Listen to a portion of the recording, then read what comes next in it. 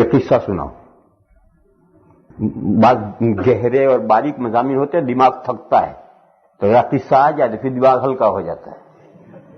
دیوبند کے قریب میں ایک گاؤں ہے بڑودا.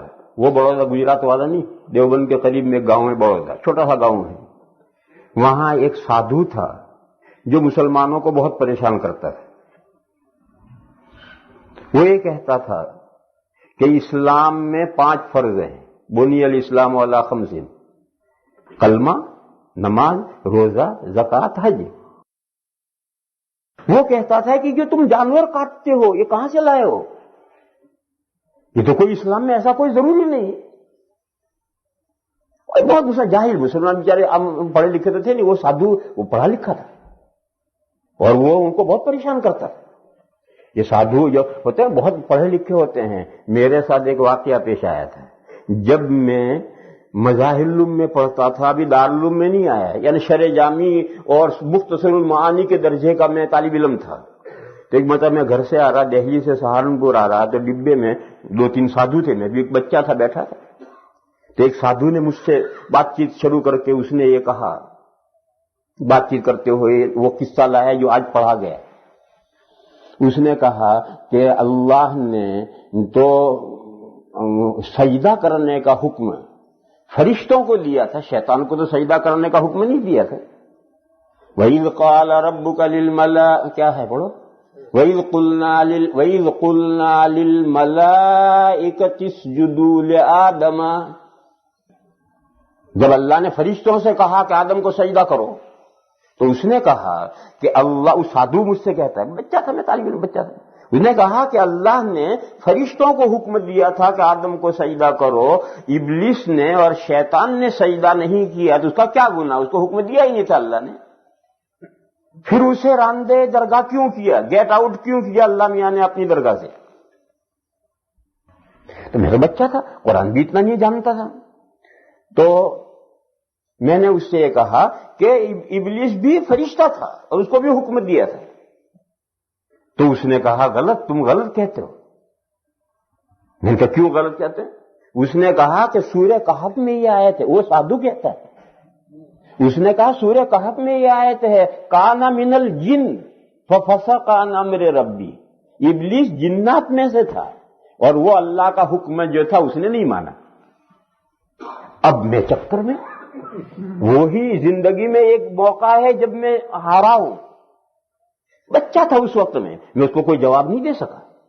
آج تو ہوتا تو میں اسی آیت سے اسے جواب دیتا کہ گدھے، آگے اللہ میاں کہہ رہے ہیں کہ فسق عن امر ربی، وہ اللہ کے حکم سے باہر نکل گیا، تو اس سے تو ثابت ہوا کہ اللہ کا حکم اسے تھا. تو میں آج تو اس کو وہیں سے جواب دیتا، لیکن اس وقت تو میں بچہ تھا تو میں چپ ہو گیا اور مجھے ہار ماننی پڑی.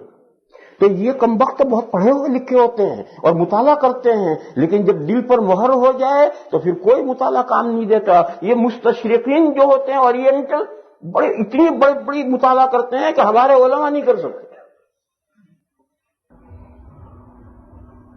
تو میں کہہ رہا تھا کہ وہ سادھو مسلمانوں کو بہت پریشان کیا کرتا ہے کہ یہ تم قربانی کہاں سے لائے ہو، یہ جانوروں کے گلوں پر چھری پھیرتے ہو کہاں سے لائے ہو؟ اسلام میں 5 فرض ہیں اور وہ حدیث سنا تھا، بنی الاسلام علی 5.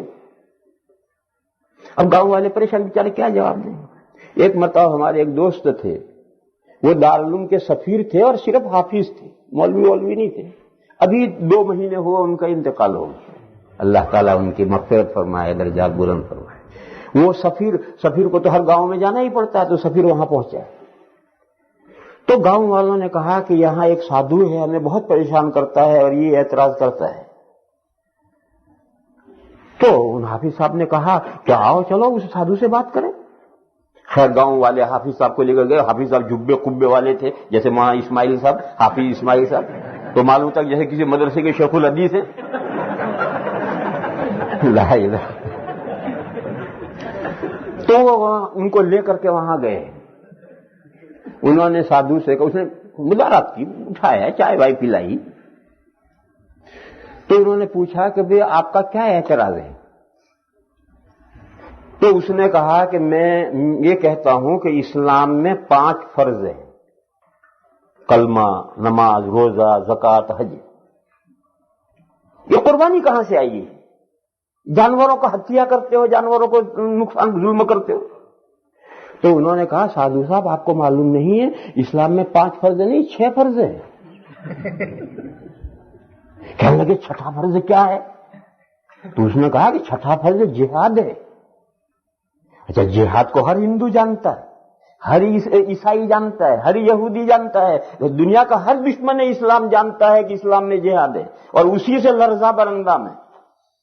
تو اس نے کہا چھٹا فرض جو جہاد ہے. اس نے کہا ہاں جہاد ہے. تو حافظ صاحب نے کہا کہ دیکھو جہاد کا موقع تو کبھی کبھی آتا ہے، کہیں 50 سال میں، کہیں 100 سال میں جہاد کا موقع تو آتا ہے. یہ ہر سال ہمیں رہل سہل کرنی پڑتی ہے جہاد کی.